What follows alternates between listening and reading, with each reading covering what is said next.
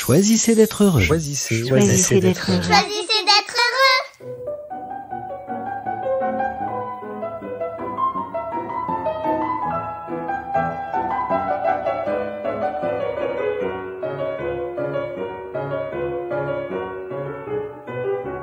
Le bourdon.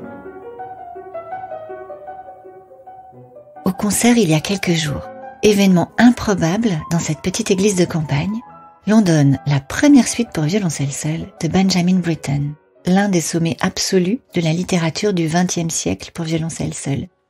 L'Himalaya du violoncelle en quelque sorte. Un challenge un peu fou dans lequel s'est lancé l'un de mes amis violoncellistes. Et c'est aujourd'hui. Je m'installe sur l'un des bancs tout au fond de l'église.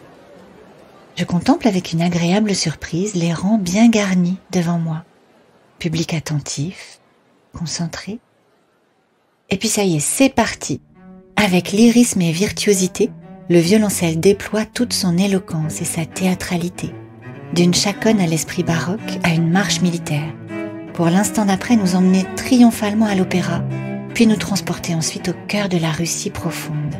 Les phrases musicales s'enchaînent et s'entrelacent, l'archet virevolte d'une corde à l'autre.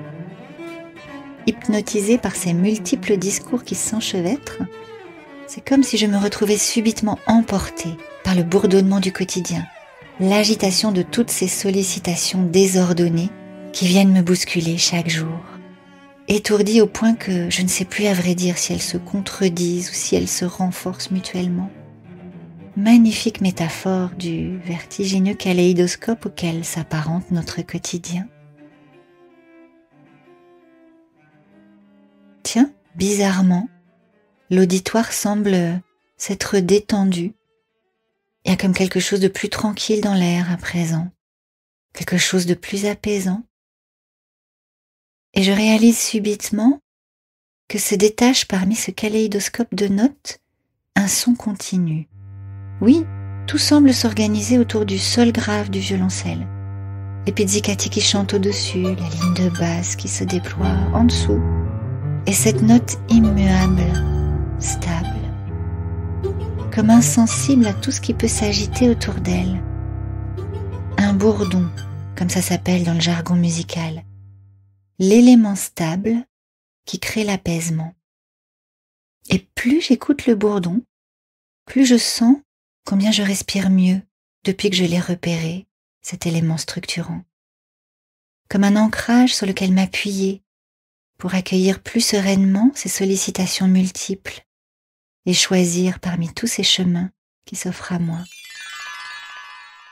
Et vous, quel est l'élément stable dans votre vie?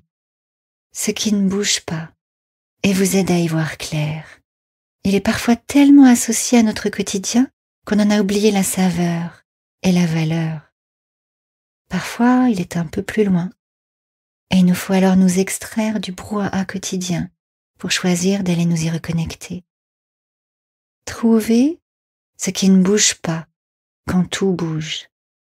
Une vraie boussole pour traverser le changement un peu plus sereinement. Un véritable espace de développement intérieur à explorer cette semaine. Belle journée à vous et choisissez d'être heureux.